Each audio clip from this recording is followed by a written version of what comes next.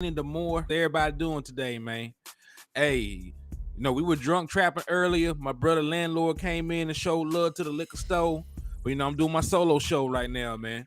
And it's still the weekend, so y'all know it's time for a liquor store run, man. So hey, I need y'all on your way into the liquor store. I need y'all to work your hands a little bit. I need y'all to hit that like button. I need y'all to hit that share button. And hey, I definitely need y'all to hit that share button and hit that subscribe button if you have not already joined the liquor store. We're trying to get up to 1,000 subscribers, and right now we're at 830. So we're so close, man. Like I can see the light at the end of the tunnel at this point, man. So y'all definitely been showing love, going crazy, helping the channel grow over the last couple of months, and I really appreciate y'all and everything y'all do for me and the channel, man. So just continue to hit that like button, continue to hit that share button, continue to tell a friend. If you already done joined the channel, tell a friend, tell a foe. It don't much matter, man. Just let them know the liquor store is open for business, man. Desmond Ironman, what's up with you, my guy? I see you. Appreciate you tapping in and showing love to the liquor store, my brother. T Smooth TV, what's up with you, man? I appreciate you for tapping in and showing love to the liquor store, my guy. Thank you. I need ads. Go ahead, hit that like button, hit that share button, man. Let them know. Hey, Miss Regina Green with the green. Salute to you, auntie. Appreciate you for tapping in and showing love to the liquor store. And also, remember, y'all, if y'all slap the shit out of an Eagles fan, man, you will receive half off all the items in the liquor store. So please, please, please use your discount while supplies last, man. We got Eagles tears, we got hen, we got gin, we got whatever it takes to make you sin. So come on in. Yeah, man. So, hey, as y'all see by the title, the Dallas Cowboys have announced the preseason schedule. So we're going to talk about that. We're going to talk about the importance of preseason. I know that sounds crazy because, it's glorified scrimmage games. I know. But preseason games are important. And we're going to talk about why it's important for certain players to show up and, who preseason is going to make or break. So, we'll talk about that in depth. We'll talk about some other offseason news and rumors. We have time for it. And, of course, I will give y'all updates on the Dallas Cowboy jersey raffle. And speaking of raffle, if you send $5 to $Hennythemoor, which is floating at the bottom of the screen, if you send $5 over there, you will be entered for a chance to win a Dallas Cowboy jersey. And, we'll be doing this drawing all the way up until the 31st. The 31st is the last day for you to send entries for that. And then on the 1st, we will draw a winner, and that person will get a Dallas Cowboy jersey. So if that interests you, or if you just want to support the channel and support the content, keep the liquor store open, just hit the cash app, $Hennythemoor, and you'll get a raffle entry for a jersey. Hey, Big Benny Rich, what's up with you? My brother Brian Kite, I see you. Thank you for tapping in and showing love and showing support to the channel, man. I thank y'all. All right, so without further ado, man, let's talk about it. Let's talk about it. So this is the official. Yeah, almost at 1,000, man. Almost at 1,000. It's a beautiful thing. It's a beautiful thing. Because listen, I started off with not a single person on this platform. You know what I mean? So y'all definitely been showing love. Y'all definitely been showing support. We're over 800 people strong in the liquor store. And like I said, it's under 200 before we get to 1,000 subscribers and the page get monetized, man. So just let anybody let a friend know, let a co-worker know. And hell, they ain't got to be Cowboys fans. They just like to talk, football. They're into sports. Let them know about the liquor store. Let them know about the liquor store. How we over here getting drunk on the content together, man. And that's a lot. There's a lot of love, support right there. So I appreciate y'all for everything that y'all do. Hey, shout out to Marquetta for the $5 donation. They got you another entry into the raffle for the Dallas Cowboy jersey. So salute to you. So Marquetta, matter of fact, I think I'll start with the updates just for the folks that care. So we can go into the content, unconcerned about anything else. So I'm gonna give y'all a quick update on the raffle, and then we'll go right into the content. So as it stands for the raffle on the 31st, Michael Lockhart has 3 entries. Marquetta, with that one you just sent, you got 13 entries. Mickey has 18 entries. And actually, Mickey, salute to you. You had the best odds of winning a jersey because you have the most entries. You have 18. So salute to you, Mickey. I know you're out there somewhere, so salute. Neil has 12. Donald Holmes has 9. Dwayne Brown has 9. Stephen Jones, not, Dollar Bill Jones, has 2. Antonio Cole has 4. Tyler Sloan has 2. JC from JC Cowboy Network has 1. David Sorrells has 2. Sharon Bell has 1. DC for Life Texas has 6 entries. Christopher Boats has 2. Salter has 2. Justin has 11. Taiwan has 4. Freight Train has 4. King G, you have 5. Richard Davis has 1. Michael McQuay has 5 entries. T Smooth TV, you have 8 entries, so salute to you. Michael Nelson has 4. And then my boy Ruben Hernandez also has an entry for the Dallas Cowboys jersey. So those are currently the entries. Y'all have 12 more days to participate in this raffle. And again, as long as this raffle goes well, we will be raffling off a Dallas Cowboy ticket next month. So salute to y'all. Thank you for the support. Thank you for the love. And if you want to be like everybody else that's entered for the raffle, all you got to do is send $5 to $Hennythemoor. And with that out of the way, let's talk about it. So these are the official release dates and times. Well, dates and times for the Dallas Cowboy preseason matchups. So the first preseason game is going to be on the 12th of August in Dallas, right? And as you see at the bottom right here, it has a little key. It's a fun fact. It's been more than 20 years since Dallas has opened a preseason with a home game. Usually Dallas plays, their first couple of preseason games in California because, they had their training camp out there in Oxnard. So, because they play all the damn California teams in the regular season this year, I guess they decided against playing them multiple times. So we do play the Chargers and we play the Rams in the regular season. So because of that, I think they made some alterations to the regular preseason matchup. Because we usually always play the Rams. We usually always play the Chargers during preseason. But since we're playing during the regular season, we don't start on the road. We will play the Jaguars to start. Home game on the 12th. The Seahawks, we will play them on the 19th in Seattle. All right, that's going to be the next. They're going to be the next preseason game.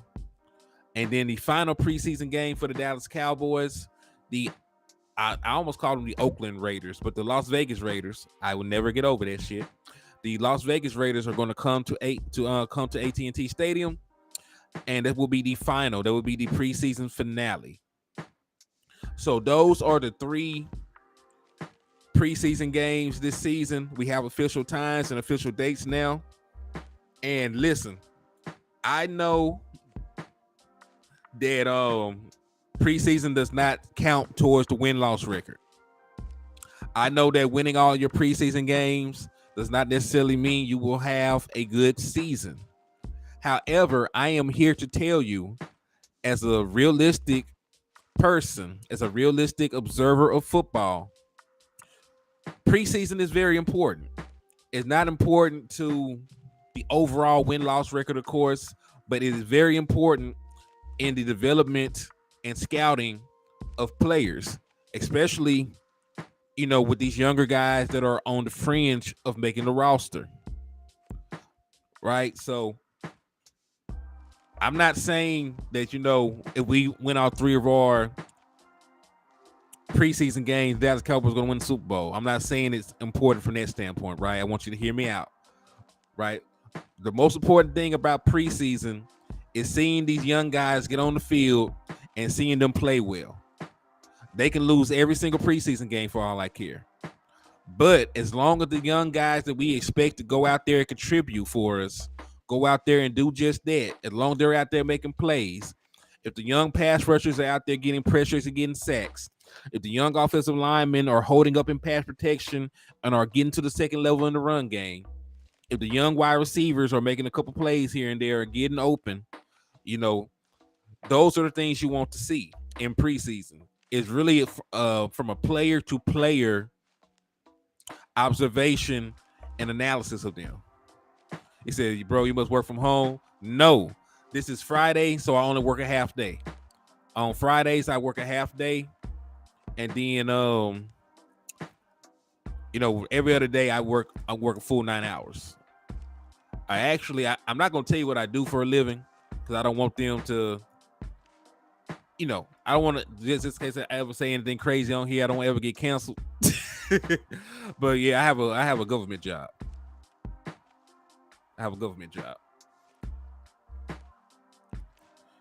He said, yeah, what's up with you, Joe? I appreciate you for tapping in and showing love to the liquor store, my guy. Thank you for sharing. Thank you for sharing to the content, letting them know the liquor store is open for business. And matter of fact, while I'm thinking about it, I'm going to do that myself real quick. Give me 2 seconds. I'm going to share this to a couple more platforms so a couple more people will know that the liquor store is open and they can come in here and get pissy drunk with the rest of us. Yeah, that sounds about right. So boom, I'm going to share it here. And then we're going to jump right back into the content. Okay. Now that that's out the way. But no. So, and that is the thing. Because we know that they're. Hey, I appreciate that, DeQuincy. I do, man. I appreciate you for the love and support, my guy. And listen, I know that we will not always agree, right? Because no, this is America. We don't have to always see things eye to eye. But I do always appreciate you for coming in to the channel, showing love, interacting, commenting. I appreciate everything that you add to the channel, my boys. So salute to you as well. So yeah, man. Preseason is very important in terms of that, because remember, you have a bunch of young guys that are struggling, fighting, clawing to try and make their way into the league and make their way onto this roster. Now there are guys that are no-brainers, there are complete locks, to make the 53-man roster. We know that Dak Prescott, Michael Parsons, we know that Tyron Smith, all those guys that by name, they first name, they last name, where they went to school at. All the starters, of course, are penciled in. They're going to make the team. They're going to make the team. But these, it's like, listen, some are draft picks are not going to make the team. The 7th round pick, I don't think he has an actual chance of making the team. You know what I mean? But that's where it comes down to. Like, some of the guys that are finna fall off the cliff can pull themselves back up by showing up and showing out during the preseason. So, that's what we're going to actually talk about. Because we would like, as us knowing the importance of preseason, them being able to go out there and perform. Because remember, a lot of the guys they're going to perform against, they're on equal footing with them. You know what I mean? They're on equal footing with them. They're going to be playing against other backups and other guys that are probably not going to make the team.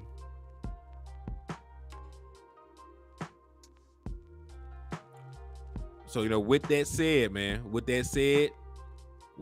let's talk about some of the particular positions that we need to be watching, during preseason. And I know we talked about wide receiver. There might be a training camp battle, with Simi Fehoko and a guy like Jalen Moreno-Cropper, but that's not really the position that will be in a lot of flux. The pass rushing position, your edge rushers, is going to be the unit where there is the most competition, the most guys fighting and crawling to try and make it onto this roster. Because the Dallas Cowboys, they did the damn fool during the undrafted free agency. They brought in a ton of highly productive pass rushers. They brought in a ton of those guys. And, there's very limited opportunities to make the team if you're a pass rusher. The Dallas Cowboys have already re-signed. They already went out there and re-signed a guy like Takk McKinley. They re-signed a guy like Dante Fowler. Sam Williams is still present on the team. Dorrance Armstrong is still present on the team. Right? Then, even though they say he's going to take some snaps at the 3 tech, you got another pass rusher in the form of Junior Fehoko. And even though they say he'll play some 3, He came out of college as an edge, so he might get snaps there as well. So the pass rushing room, your defensive end, your edge, however you want to label it, is a very deep unit already.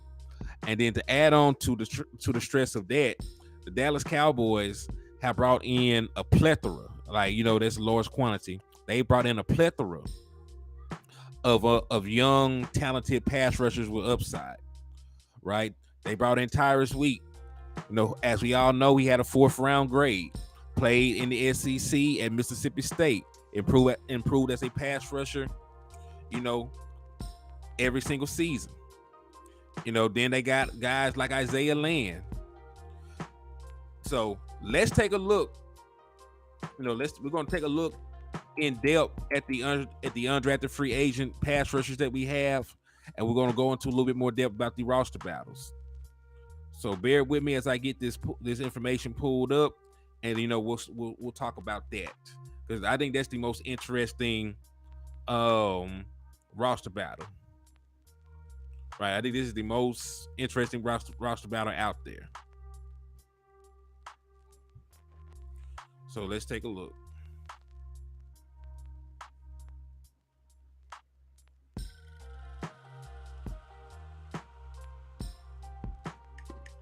Hold on. Let me get this pulled up. Bear with me just 1 second.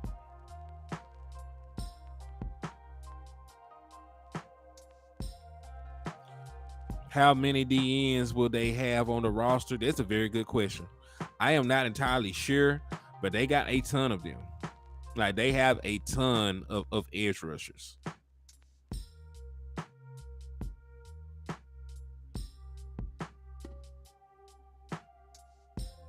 He said, "Hey, what's up with your action, pal? I see you, my boy.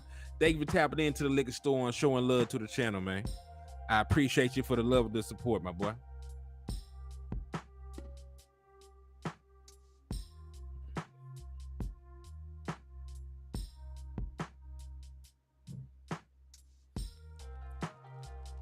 Let me see. I'm having trouble. So what I'm going to do, because I was going to bring up the undrafted free agent list, let's just go down the line. We'll look at each individual player, and so we'll just look at each individual player, look at the statistics, talk about them, and we'll just go in depth that way. That way it'll be a little bit more in depth doing it that way. So we'll start with Tyrus Wheat. We'll start with him, and then we'll move along down the list of pass rushers. We'll just do it like that. Justin Kitchen, what's up with you, my boy? I see you. Thank you for showing love to the liquor store. And hey, since you're in here, you might as well take advantage of the discount. If you slap the shit out of an Eagles fan, man, you will get half off all the items inside of the liquor store. So we got Eagles tiers, we got hen, we got gin, whatever it takes to make you sin. So if you want to use your discount, please use it expeditiously. Eagle fans ain't real people anyway. So you ain't got to feel bad by slapping them up. Okay. So I'm finna pull up, Tyrus Wheat, pass rusher out of Mississippi State. And in a couple seconds, you should be able to see what I see. There we go. And like I said, we got a ton of pass rushers, man. So that's why I said this is going to be the most interesting camp battle. It's going to be the most interesting camp and preseason battle to me, because they already are so stacked at that position. You got to be exceptional, in my opinion, to end up making this final roster. So while Tyrus Wheat does not have the best pass rushing stats of the guys that we picked up, he does have the hardest degree of difficulty, because while there are other guys who had better pass rushing statistics coming into the Dallas Cowboys rookie camp, and then who will be playing in preseason, he is the only one that played in the SEC. He's the only one of them that actually played in a Power 5 conference against NFL caliber offensive linemen. We know the kind of offensive lines that he went up against. He played the Georgias, he played the LSUs, he played the Alabamas, he played the Arkansas, he played, the Ole Misses. So he went up against some pretty good offensive linemen in his day, and he was still able to produce very good pass rushing statistics, right? You see here, in the 2020 season, we'll just go from his earliest point of his career up until last season. He played 3 years. We see he ended that season with 6 sacks in 9 games, 12 hurries, and a batted pass. And he was able to do this on only 161 pass rushing snaps. The following year, slightly lower grade from the 69, but he still graded out to 67 overall. On 255 pass rushing snaps, he was able to get 7 sacks, 7 quarterback hits, and 13 hurries. Then the very next season, this year, right? Hey, I appreciate that. Big Benny Reach, I appreciate that, man. Appreciate the love. Cowboys fan 95, what's up with you, my boy? Thank you for tapping in and showing love to the liquor store, my guy. I thank you. Hey, everybody coming in. He said Tyrus was a hit and miss a lot of time. He really just bull rush. He don't have a lot of in his bag. Well, beautiful thing about it, if you're raw and talented, that's what you got. That's what you got a defensive line coach for. If you're raw and talented, I trust you with Dan Quinn. And you can improve, your bag. You know what I'm saying? As long as he has the physical tools as long as he has the physical tools in the bag, you know what I'm saying? Like, you can add to it. And I do know that you're a Mississippi State fan, so I know you know more about the player, seen him more often than we have, right? So I do trust you. But he does have upside. I'm not here to say that he's going to develop to Von Miller or nobody.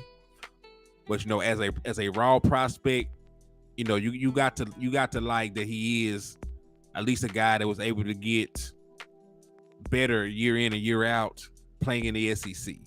So even though, as my brother did point out, he is more of just a straight power rusher, bull rusher, not much of a finesse guy, ain't gonna pull out a spin move, do this, do that. He still caused disruption, especially last year. Last year, 274 pass rushing snaps, ended with 8 sacks, 4 hits, and 26 hurries. And from the looks of it, he lined up, quite a bit, different spots. Outside of the tackle, 503 snaps. Off ball, 225. He even had 8 snaps over tackle. So, again, like, you don't go undrafted, He said, yeah, he haven't really had a dominant pass rusher, said Montez Sweat. He said he's got a motor. Yeah, so like I said, you listen, you don't go undrafted, if you're perfect. There, of course, there are going to be flaws, things that kept him from being, picked in these other rounds, despite initially having a 4th round grade. So he's not perfect. He has a very limited bag, like he pointed out. Is not always technically sound. It's not the best run defender. But, even with that said, he is a very solid prospect. He did play, against some very good offensive linemen. He graded out very well against Georgia, and they had multiple offensive linemen taken. He graded out pretty well. Overall, he graded out pretty well over his course of his career. So, that's not here to cape for him, but we're just taking a look at the y'all always have some pretty good defensive players. Like Chris Jones comes to mind when I think about Mississippi State. Darius Slay. Like, y'all had some good defensive players that came through there. All right, so that's just the first look at Tyrus Sweet. And then, just to be fair, we're gonna look at his scouting report real quick. Because I don't think I looked at the scouting report. Fletcher Cox too. I don't think I looked at the scouting report for him before.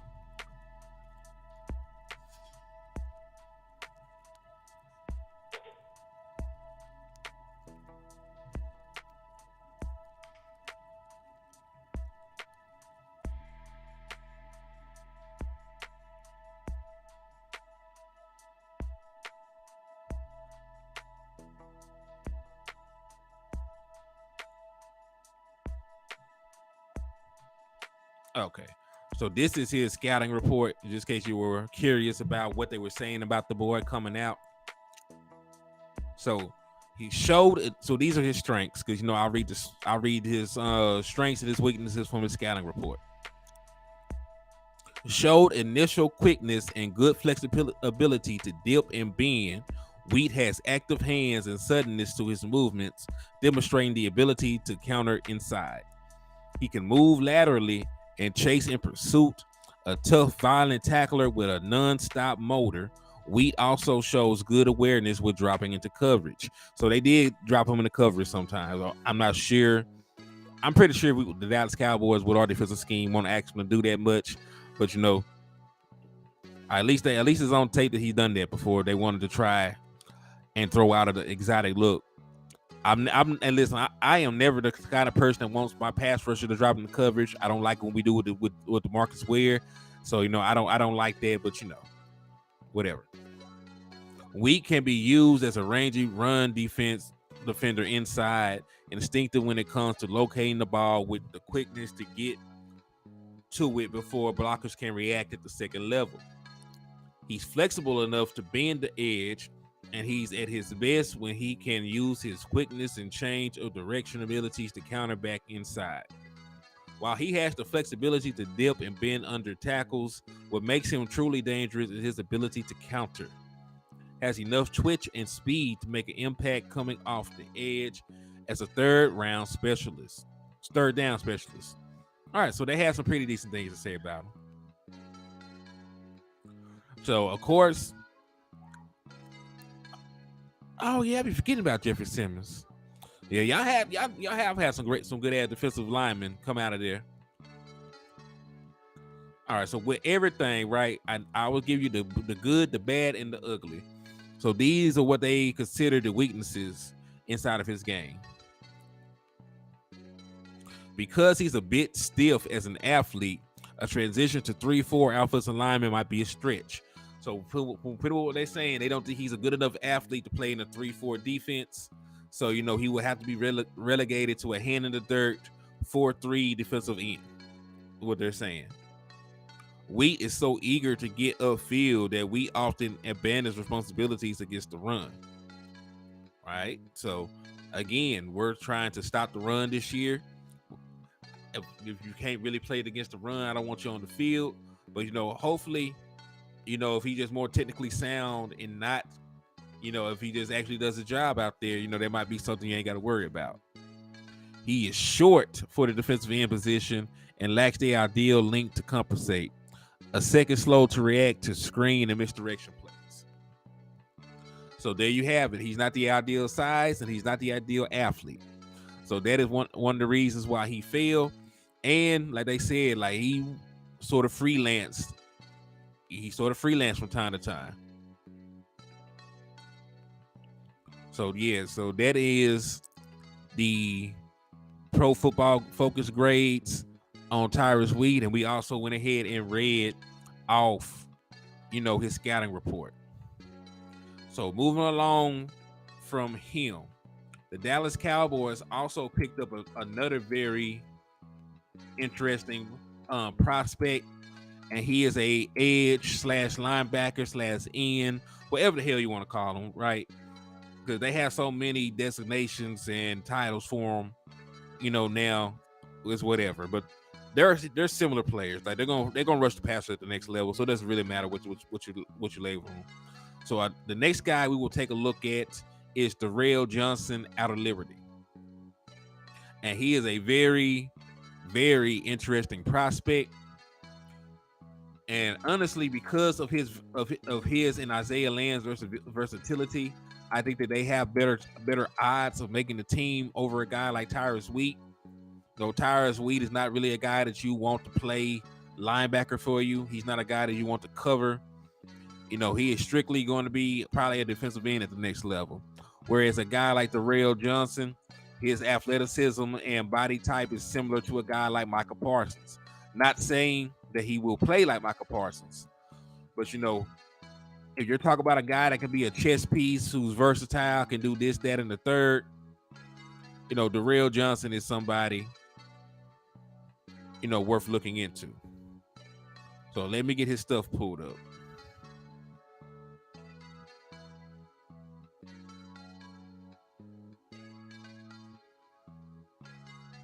Hold up. I'm trying to get his stuff pulled up anyway. All right, here we go. Cause I can't get the PFL for it right now. So let me do his collegiate stats. I'll do his collegiate stats and we'll just take a look at that. All right, got it pulled up. And now I'm finna share it. Who drafted the Arkansas linebacker? I don't know where my boy went. I'll have to look it up in just a second. I know we didn't draft him, so I was I think he fell to the damn third round, so we definitely could have had him if we had wanted him. But yeah, let's take a look, man. Darrell Johnson.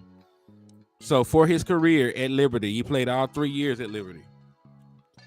He ended his career there with 120 total tackles, 44 tackles for loss, and 17 and a half sacks, with his best sack season coming last year with 9, and he also turned in 2 interceptions and forced 2 fumbles. Forced 2 fumbles. So Darrell Johnson is a very interesting prospect.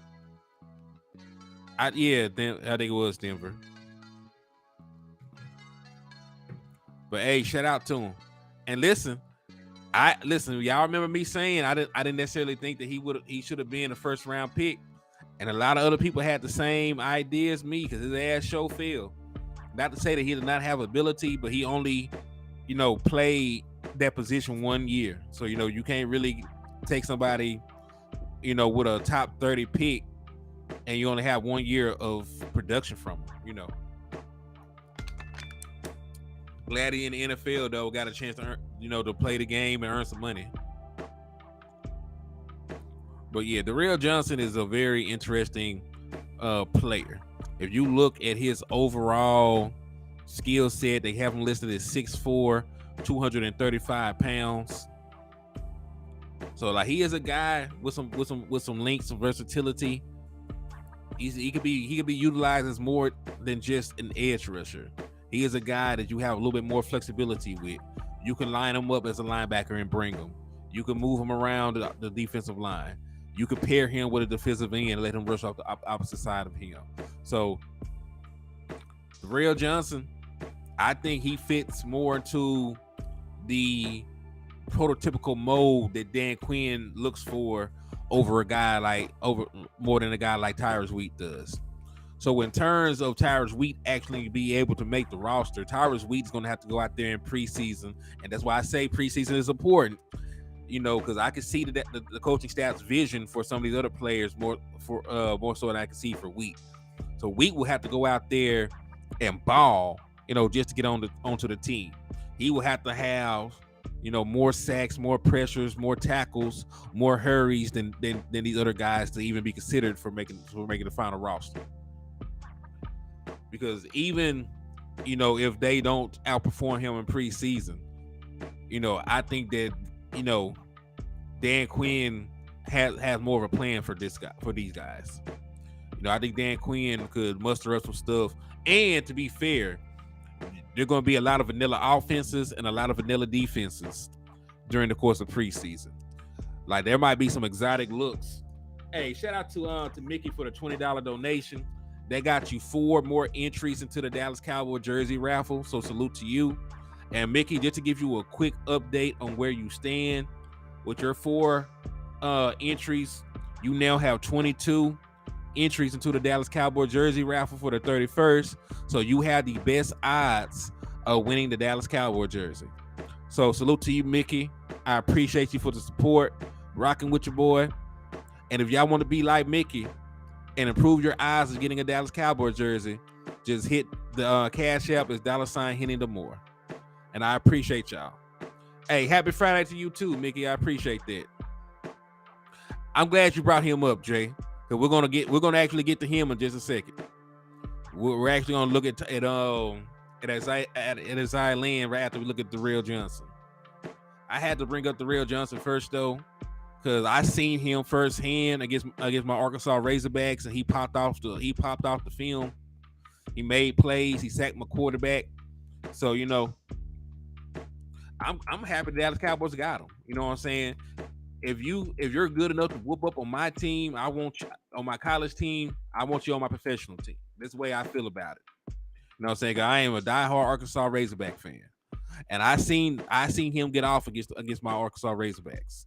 I saw him get off, so I am pro him making the team.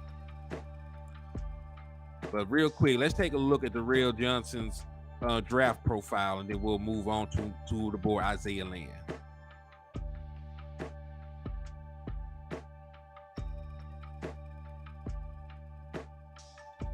Okay, so Draft Buzz. I like Draft Buzz.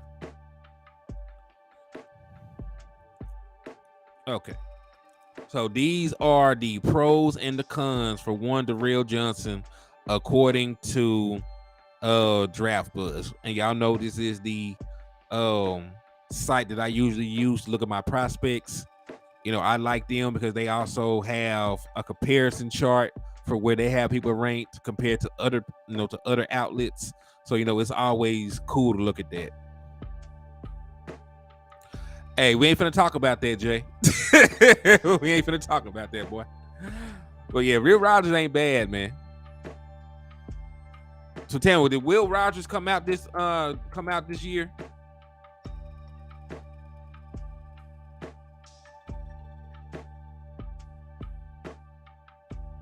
I'm interested. Did he come out this year, or is he still there?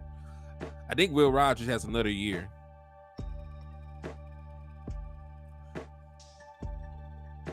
Okay, so he's still there. Cool. All right, so Johnson has an excellent motor and shows the stamina to last deep in the fourth quarter. Easily gains inside leverage by shooting gaps.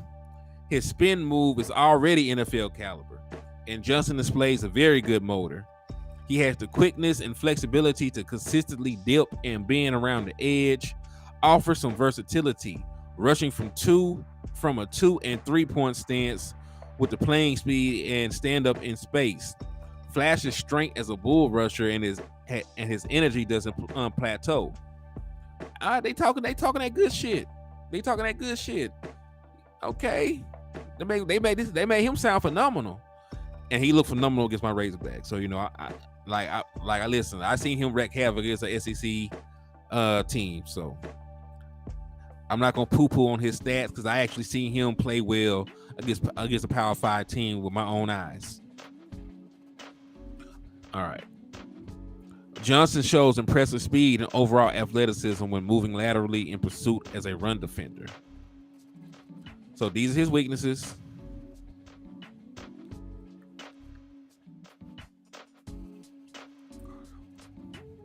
So Johnson doesn't have the elite quickness or flexibility to flatten off the edge against NFL blockers, and might have to add both to be a 3-4 defensive 5 technique or a strong side in a 4-3 defense.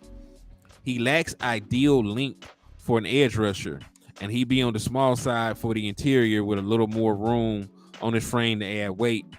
Johnson needs to do a better job using his hands as a pass rusher, as Johnson too often gets neutralized by longer edge blockers.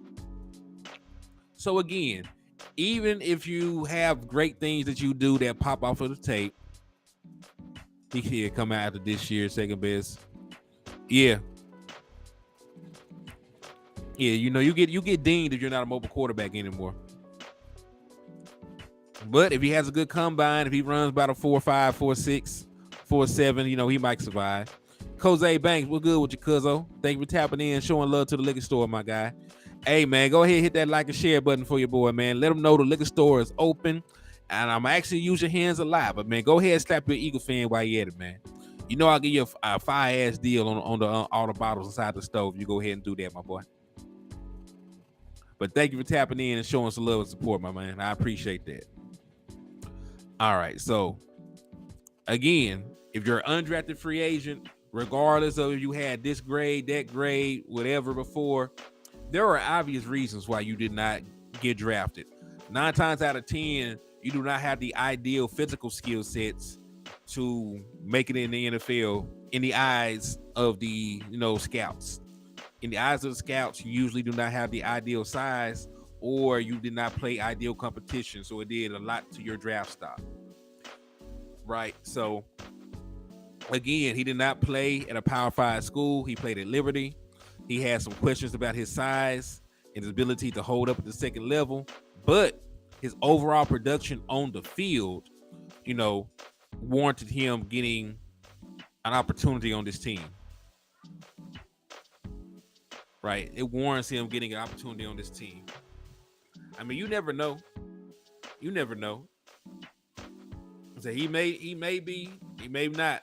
But and listen, he has the physical skill sets for a team to take a chance on him. He's 6'4", he has a pretty nice arm. He played in a very pass-heavy offense. So, despite some limits on his speed, people might take a chance on Will Rogers. They might take a chance on Will Rogers.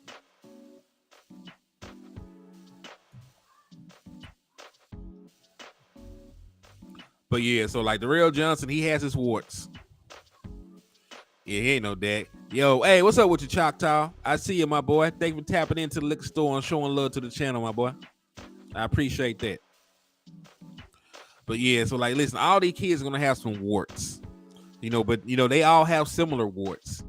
You know what I'm saying? We looked at the draft profile for both Tyrus Wheat, and we looked at the draft profile for both Darrell Johnson. They have some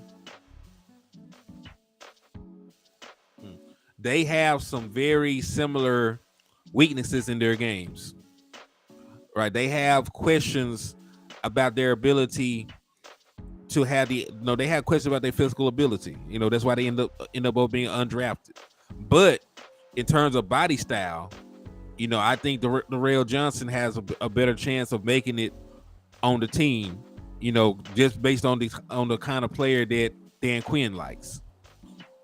Based on versatility, because even though they have questions about if he can play, strong side in the 4-3, or if he can play, a 3-4 at the next level, he is a little bit faster. He is a little bit better of an athlete than even Wheat is.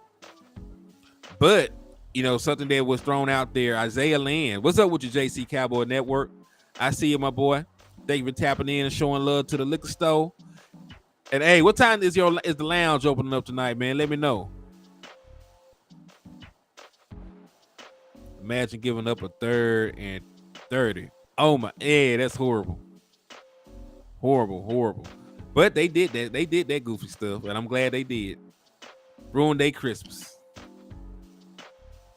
All right, so now that we are done talking about Tyrus Wheat and Darrell Johnson, we're gonna talk about Isaiah Land real quick. And since we right here,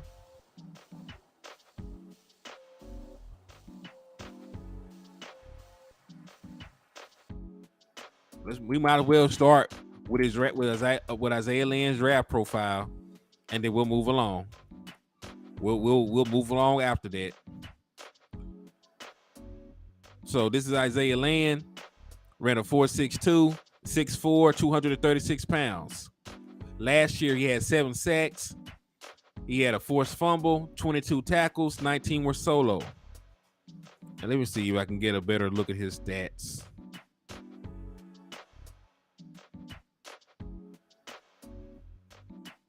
Nope. And beautiful. Hey, listen, he didn't even have an undrafted grade. He actually had a 6th-round grade according to this. So, in terms of overall value, we didn't do too bad. We didn't do too bad. A guy with a 6th-round pick, we got him for nothing. Tapping in at 820. Okay. Hey, we'll make sure to show you some love, my man. I got you on Isaiah Land. I know him so good from watching the Orange Blossom Classic. It's like, okay, that's what's up. That's what's up.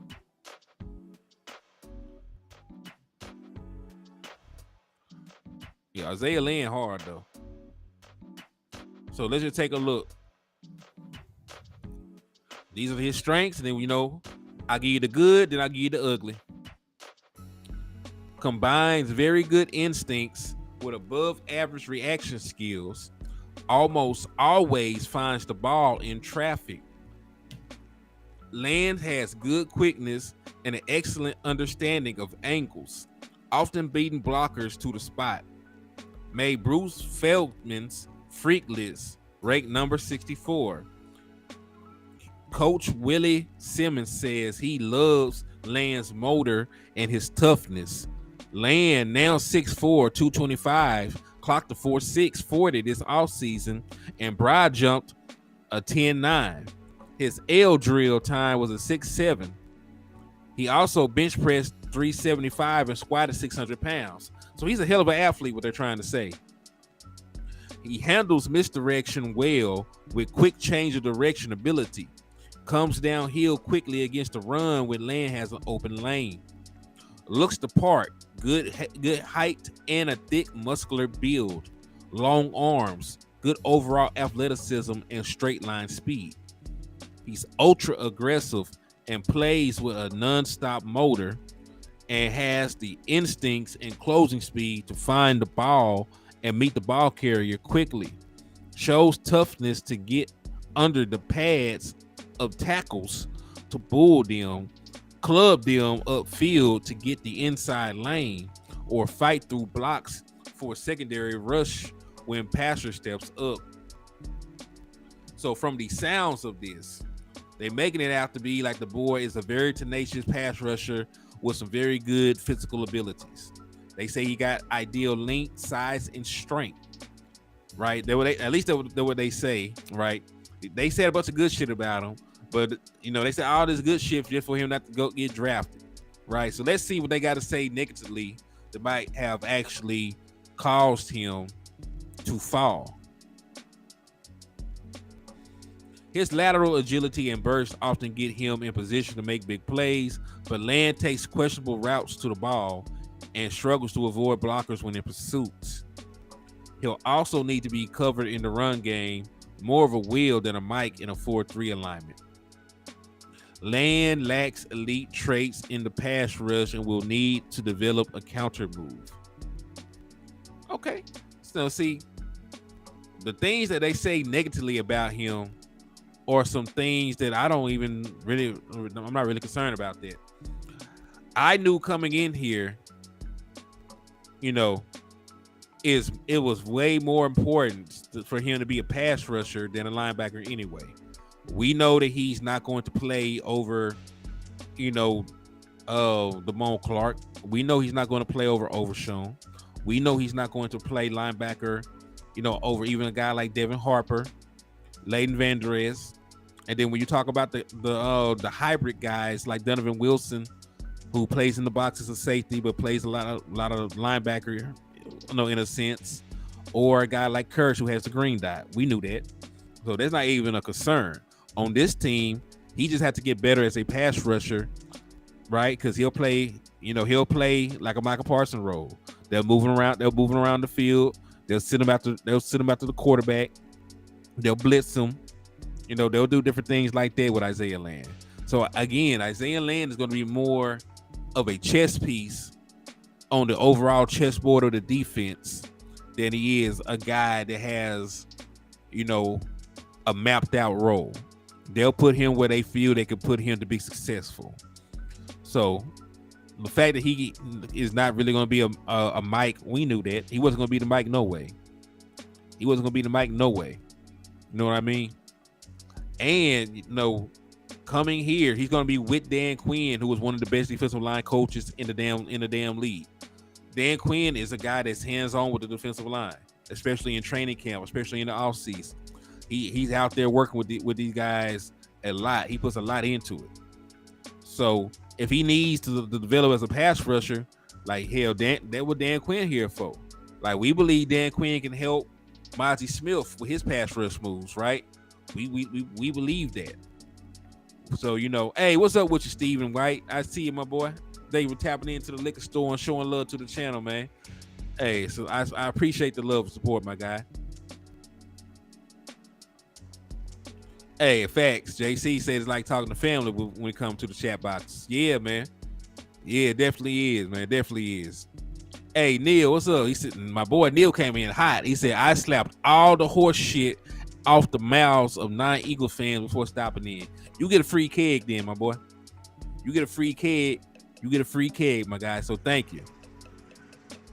Also, Neil, you came in a little late, so I'm going to give you your update on the raffle real quick. Neil, you got 12 entries for this raffle that's going to happen on the 31st. So again, I appreciate you for your support.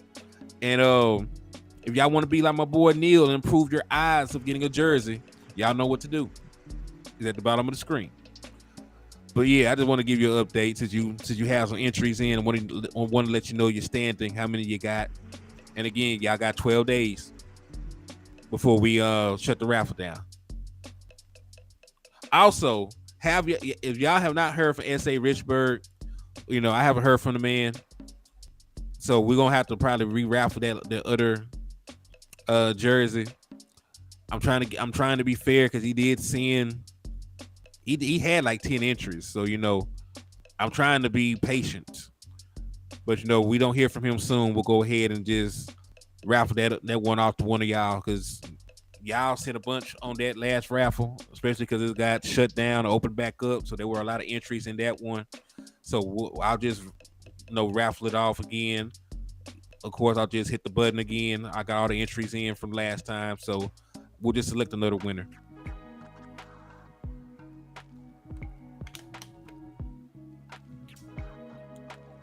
He said, yes, redo, Henny. Yeah, we're gonna probably have to redo it on that one. We've been giving them all the time in the world. So yeah. So I think we'll give them we'll give them like till Tuesday or something like that. If we ain't heard from them, being like shit, it's getting raffled off. You know what I mean? I see you're gonna have a stream tonight at 8 p.m. Yeah, and hey, listen, I will not be live at that time, so y'all need y'all fixed for some quality ass Dallas Cowboy content. Go holler at my boy in the lounge, man. It'll be a great time. It'll be a great time. But yeah, so Isaiah Land, though, I like him. I like him as an overall player. You know what I'm saying? Like he has all the physical skill sets. He has the size, he has the length, you know what I'm saying? And Isaiah Land also had production. Now he did not play at the biggest school in the world. He didn't. But, let's take this time to look at Isaiah Land's overall production. Let's take a look. Hey, you my guy too, JC. I'll be back in the lounge before long, man. I'll be back in the lounge before long. We'll have a good ass time, man.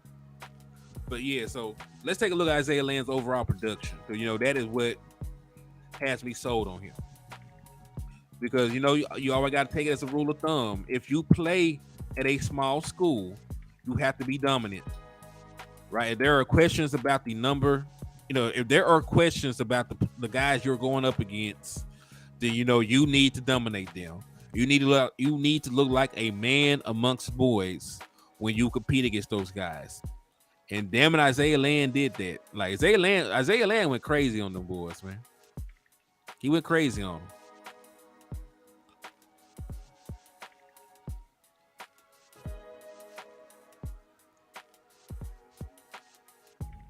Yeah, sorry about that. A damn commercial started playing. I don't think y'all can hear it anyway. I didn't have it pulled up yet. I kind of felt okay after. Hey, that's good, Jameson Taylor. I'm glad you're doing well, man. He said he giving him. Man, I don't know. I'm hoping one of y'all didn't block my boy. Hey, shout out to Neil for the $10 donation, man. They got you 2 more entries into the Dallas Cowboy raffle jersey for the 31st. So, Neil, you now have 14 entries, for that raffle. So, salute to you. And if y'all want to be like the brother Neil and improve your odds of winning the Dallas Cowboy jersey, like y'all go ahead and hit that cash out. Also, man, real quick, because I already got the screen shared, loaded in, so I just got to share the screen. But I wanted to let y'all know, the standing, of the poll we did to determine the Dallas Cowboy game y'all gonna end up going to. So let me go over here. So listen. There ended up being 81 votes. There were 81 votes. And the winner by a landslide is the Philadelphia Eagles home game. So the Dallas Cowboys hosting the Philadelphia Eagles will be the ticket that we raffle off. That will be the ticket that we end up raffling off, man. So he said, it's so funny, y'all. I'm working on getting Trayvon Diggs on the show with us, y'all. People on my side acting weird, though. It seems like, people don't like to see you shine.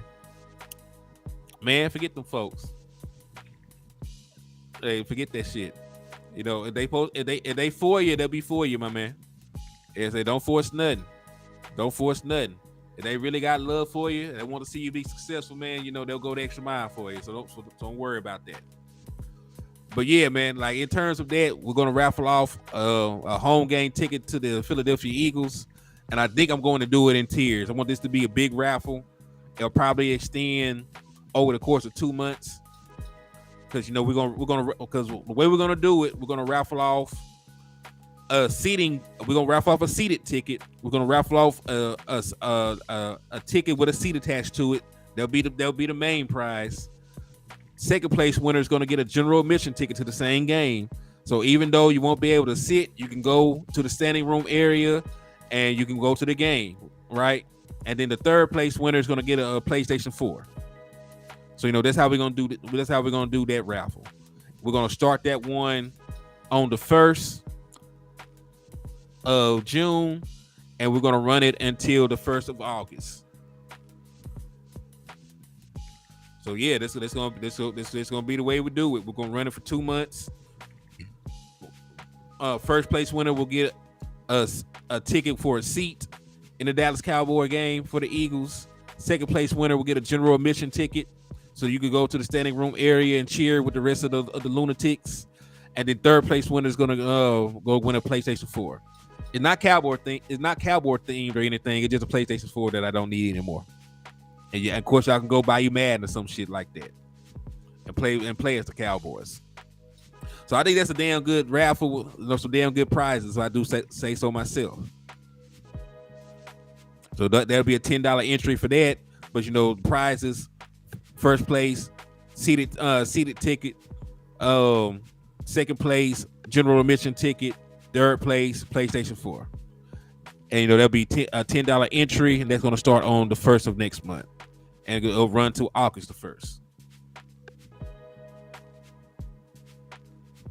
It said the liquor store can get a PlayStation 5. Hey, I could, but I don't want to. I have to bust y'all up for that. The only way I would not have to bust y'all up, because the tickets are fine, because I can charge the tickets. You know what I mean? The only way that I cannot bust y'all up and keep the raffle at $10, you know what I'm saying, if I give y'all the PlayStation 4, because I ain't got to go out and buy the PlayStation 4, because I got one on deck. But I would go out there and buy a 5, and along with going out there and buying the tickets, then I have to bust y'all up a little bit. Hey, you should, JC. So yeah, to keep it at $10, we'll do the PlayStation 4. Cause I want this to be something that everybody can access. I ain't trying to be the man out here doing a $20 raffle. Like, I want to make this fair. Cuz said trade the ticket for a PS5. If you win, I'll let you. I don't know. Because honestly, I'm probably gonna buy the tickets beforehand so they don't sell out. Yeah, I think I'm gonna have to buy the tickets beforehand so they don't sell out. So I'll be done bought the tickets beforehand and have them on deck. But that's an interesting raffle. If y'all want to do, Choctaw said PS5 trash. I don't have one to know that. I don't have one to know. So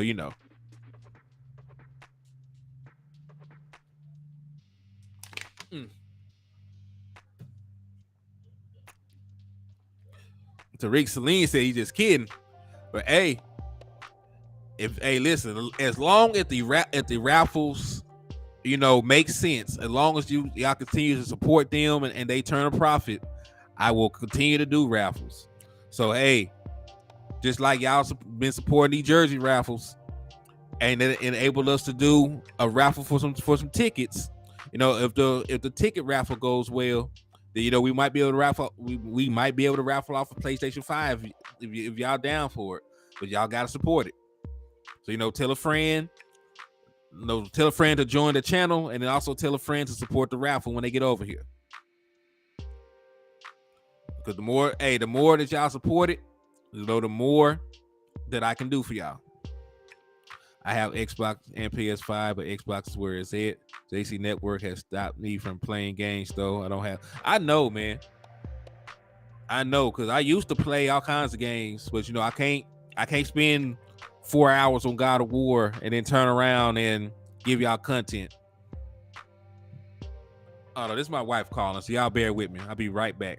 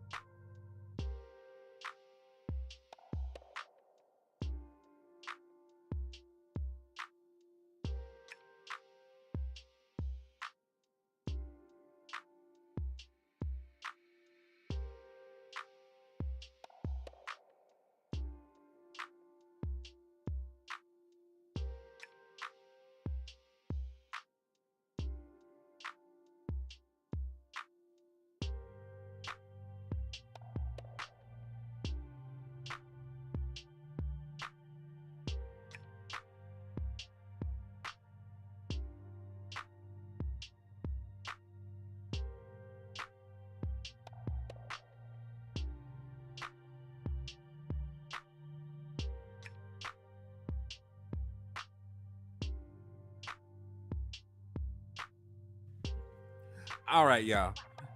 I had to get back on here. Cuz said the real liquor store owner called. Oh my God.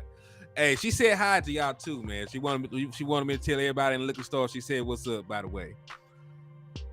Yeah. Listen, I had to stop. Hey, when wifey called, I gotta shut shit down for a second. But we were just taking a quick little inventory, talk about game plans and shit. So we good now. We good.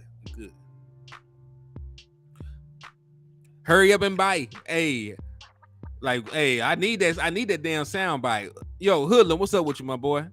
Thank you for tapping into the liquor store and showing love, my guy. Well, listen, I will say this. Because I love football, I obviously look over the flaws in Madden. But Madden has not changed in like a decade. You know what I'm saying? Like, it still has a bunch of bugs. But I love football so much, I play the shit anyway. But what I was going to say about Isaiah Land was out there beating the shit out them kids, man. He was out there going crazy. He only had 2 sacks in 2019, but in 2021, the man had 19 sacks, 25 and a half tackles for loss, and he had 43 tackles to go along with 3 passes defended and 3 forced fumbles. Like that boy was out there beating the eyebrows off them kids, man. And Joe, that was landlord asking for that rent money. Y'all crazy. Yeah, bring back NFL, ESPN football. That was better than Madden, in my opinion. I ain't played it in so long, I can't remember. I ain't played it in so long. I can't remember. But yeah, man. And then, even though he did not have the same production this year, he still had 2 passes defended, 8 sacks. And matter of fact, it was still impressive as hell because he only played 8 games and had 8 sacks. So theoretically, the boy averaged a sack a game, right? Yeah, like it's falling. It's done went to shit. But I like competitive play. So I'll get online. I'll get online and play other dudes, and I play like that. Show out with the Cowboys. Do this, that, and the third. Hey, shout out to my brother Hoodlum, man, for the $10 donation. My God, they got you 2 entries into the Dallas Cowboy jersey raffle, my man. So I salute to you, my boy. I salute you. Let me get you added in here real quick, Hoodlum. So Hoodlum, you got 2 entries. Got your input right now. I appreciate that, man. And hey, y'all are the reasons why I keep doing this shit, man. Like y'all are the reason why I keep, making content. You know what I'm saying? Like y'all keep me going. Y'all keep supporting me. So, the more that y'all support, the more that I'm gonna come on here. You know what I'm saying? Like one day, once I'm monetized on here, maybe I said I'm undefeated with the Cowboys. That's how it's supposed to be. You gotta listen. You pull the Cowboys out, you gotta beat the shit out of them. Like you gotta take all your anger and frustration out on whoever you play when you got the Dallas Cowboys, man. Like listen, don't show them no mercy either. You gotta run the score up. You got to run the score up. You got to win by like 21. You gotta win by 21. Make them pass the stick. Make them rage quit. Do all that good shit. Yeah, like I said, Madden is far from perfect, but it's football. It's the closest to football that we can get when the game ain't on. You know what I mean? And I can't tell you how much, how many highlights I watched, how many old games I went back and watched since the season had ended. I done watched Dallas Cowboys games from 2021. I done rewatched the playoff game that we beat the shit out the Bucks like 4 or 5 times. I've been looking at film. I've been going through football withdrawals since the damn season had ended. So, anything is welcome at this point. I was supposed to, I didn't do it. This my own damn fault. I was supposed to be doing some scouting, for like the XFL and UFFL, but I ain't watched shit. So y'all forgive me for that.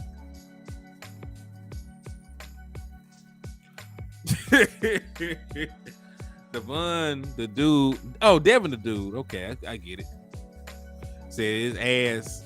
It said his butt cheeks with you know what in it. He said every offseason I watch all the whole game. Yeah, man. Like, especially the games where we shine. You know what I'm saying? Like the game we blow teams out, or the games where we have upsets. I love rewatching them. And it pains me sometimes, but I do go back and watch the games where we lost. Like I've also went back and I've watched the Jacksonville Jaguar game over. I've even went back and watched the damn San Francisco 49er game over.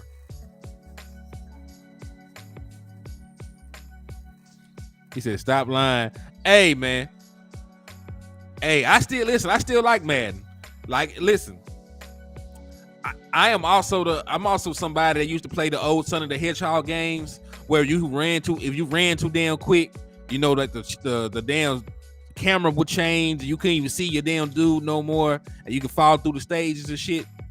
You know what I'm saying? So if I have a good time with the game, I will overlook a lot of shit with it. Now, listen, I've broken many controllers playing Madden. I'm not gonna sit here and lie to you. Like, I am not a short-tempered person, but I have broken controllers. I've done, man. Like, it will make me rage at times, but I like football to the point where I will overlook a lot of shit wrong with Madden. I am not here to say that Madden is a great game, but it's football. And because it's football and I can play with the Dallas Cowboys, I love it. You know what I mean? I'm not here to say that Madden is video game gold, but it's the best I can get right now. But I definitely tell you what, when they dropped that new NCAA, Like, oh, I might have to try and stream some of that shit. Regina Green said she was the bum in Asteroids. Hey, but Asteroids was hard. I liked it that. I liked the Space Invader. I liked the old Mortal Kombat when they had real people in the 3D in the 3D setting. Said my boy put a hole in the wall, man. Man, hey, listen, Madden will bring out the worst in you, especially if some bullshit happen. You know what I'm saying? Madden fluky as hell. Madden is fluky as hell. Sometimes it's fluky as hell in your favor. Sometimes, like, it's the hardest thing to get to try and get through.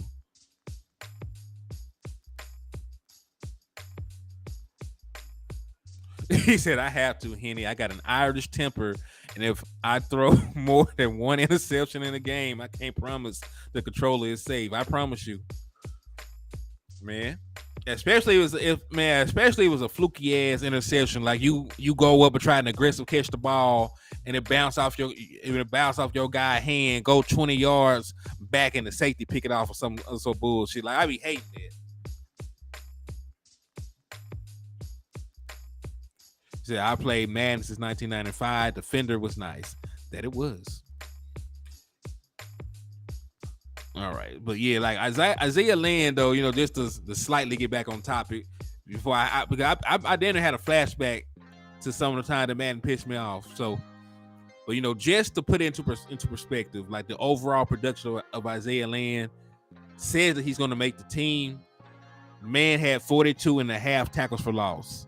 Had 29 sacks, 7 passes defended, 4 forced fumbles, an interception. You know what I'm saying? So, like, Isaiah Land is a monster. Like, Isaiah Land is a monster. And when he went out there and played them other kids, he was a man amongst boys. And, one of the things that I love, about Isaiah Land is that Dan Quinn has had his eyes on the boy for a long time. Because Dan Quinn was open about seeing him when they were scouting Marquise Bell. So when they were out there scouting Marquise Bell, who is a safety on our team, who has a lot of upside, hasn't really got on the field yet because we got great safeties in front of him. But shout out to Marquise Bell. But when they were out there scouting him, they were talking about, how they seen him, how he flashed for them, how they had his eyes, how they had their eyes on Isaiah Land ever since. They were scouting Marquise Bell.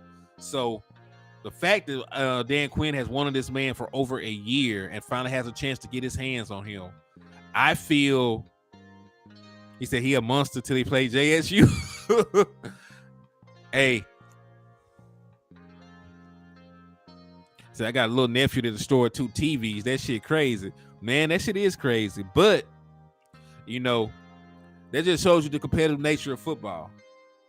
You know what I'm saying? Like, even though it's not real football, like, shit get real behind some football. Like, I've seen people fight at Little League games. You know what I'm saying? So, of course, folks will break a controller over some over some Madden. I seen fist fight over Pee Wee football. I seen folks, gamble on high school games.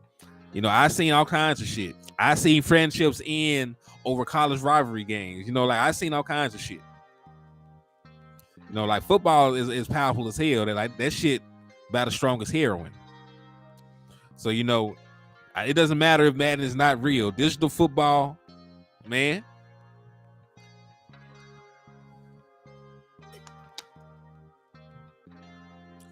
Two TVs, apparently. Good God, good grief. So what did he do? Did he break a TV, unplug the game, gave it another shot, then broke that TV too? Was he working on the third TV before his people stopped him? I need answers. He said I'm convinced that Madden has ended marriages. Like, it probably has. I would not be surprised. But yeah, I'm very high on Isaiah Land. But like I said, like we talked about these prospects, I ain't even mentioned Fihoko yet. And even though he's gonna be a 3, You know, he's a guy that came in that has a background as an edge rusher, right? There's some other guys that they picked up I haven't mentioned. So it is going to be a very tough roster battle for some of these pass rushers to make it onto this roster. Man, this might be stronger. Listen, when money is involved, yes. Like and listen, like I don't know. Hold on, I'm gonna phrase it like this. I've seen people stop talking over $20. Somebody owe you $20. You know, they damn near going to the witness protection program. Now, I've seen somebody bet on Madden, lose, and try to duck the person they lost to for damn near a year. I've seen that. So, you know, I don't know if that ever got resolved, but you know.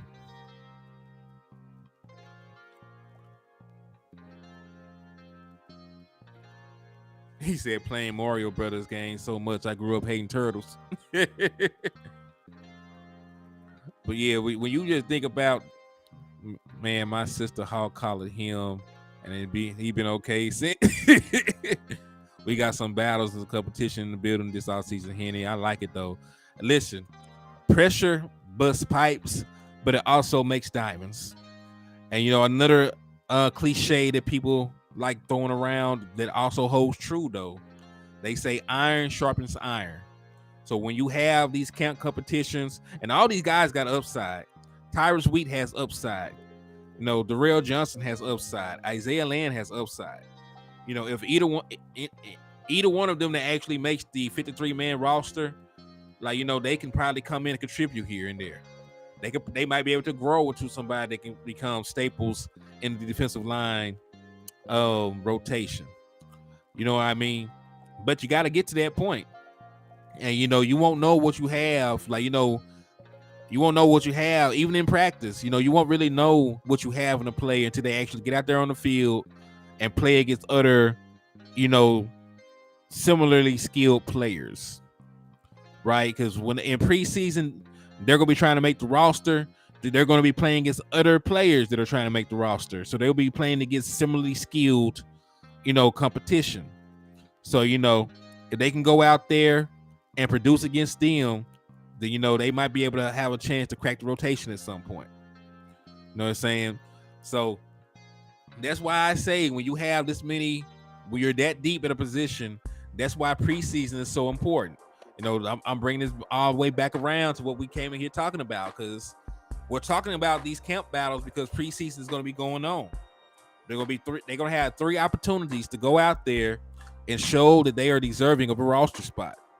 There will be 3 opportunities for them to make their claim, like, hey, I'm better than this person. Keep me on the team. I don't deserve to go to the practice squad. You know what I'm saying? Like, I had more sacks than this person. I had more pressures than this person. I had more hits than this person's. I scored. Like, I got a scoop and score. I had a pick 6. I had a strip sack. You know what I'm saying? Like, they had opportunities to make plays. You know, they had opportunities to come out here and make plays that will stick in the mind of the coaching staffs and the scouts, you know, to determine if they will be, you know, worthy of a roster spot. So that's the overall importance of preseason, to give these guys simulated game situations where they can go out there and earn a position on the team. Because, you know, there's some things you just won't be able to know in practice, right? You can't, you know, they're not really going to let you hit the quarterback. You know, like some of the things they count as sacks in camp, he might actually miss the tackle in the real game. You know what I'm saying? You know, so we just got to see what happens. So, you know, that's why I encourage everybody, even if you don't go to the preseason games, I encourage you all to watch the preseason games. And, you know, of course, we will have watch parties for the preseason games, because it'll be our chance for the see, you know, these young guys for the first times. Like these preseason matchups, especially for the guys who do not go to training camp, right? These preseason matchups will be the first time a lot of y'all see the young players and what they bring to the table. So I encourage y'all, and I know preseason games might end up being boring, right? So we'll do it together. I'm sure if Wes is not out there at the game, he'll be on here with us. So, I encourage y'all, to watch the preseason games. Y'all don't want to do it alone? Come over here to the liquor store. We'll put on the television. We'll watch the preseason games. We'll scout the young dudes to see, if the front office is, correctly, analyzing this talent or not. Because remember, y'all who watched preseason with me last year, y'all knew that Josh Ball wasn't shit. You know what I'm saying? Y'all came away from preseason last year knowing for a fact that Josh Ball was not worth a bucket of piss. Like y'all saw with your own two eyes from last preseason that Aviante Collins was a better player and played better than Josh Balls did. So, because you saw that with your own two eyes, y'all knew for a fact it was a mistake for Aviante Collins not to make the 53-man roster over Josh Ball. So, I need y'all to have the same investment this year. You know what I'm saying? I need y'all to be invested so we can call the front office out together and they try and do some slick shit with the personnel. If we go out here and we see, Marino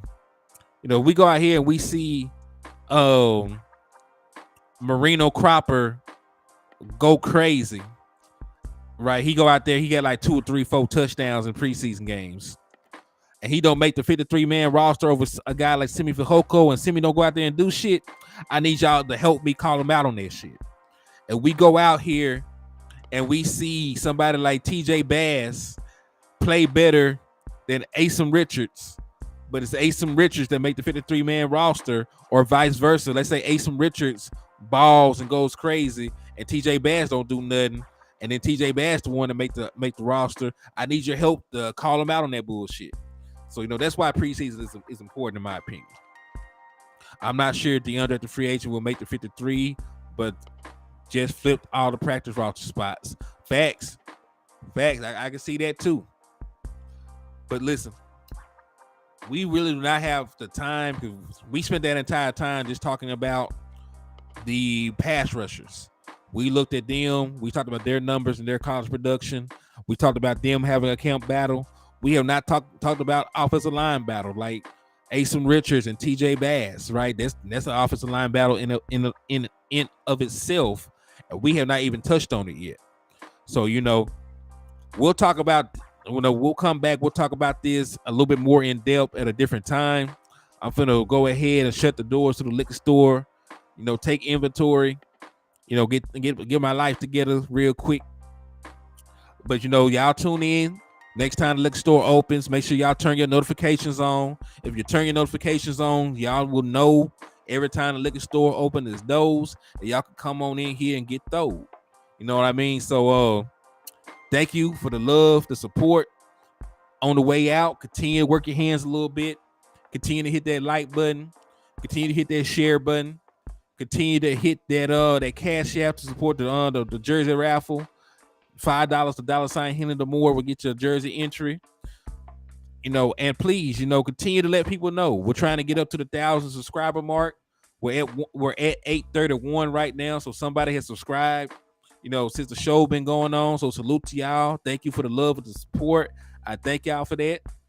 And remember, I always tell y'all to drink and drive responsibly. But if you see an Eagles fan in the middle of the road, you got my permission to run that goofy ass over. So, hey, thank you. I appreciate the support. God bless, man.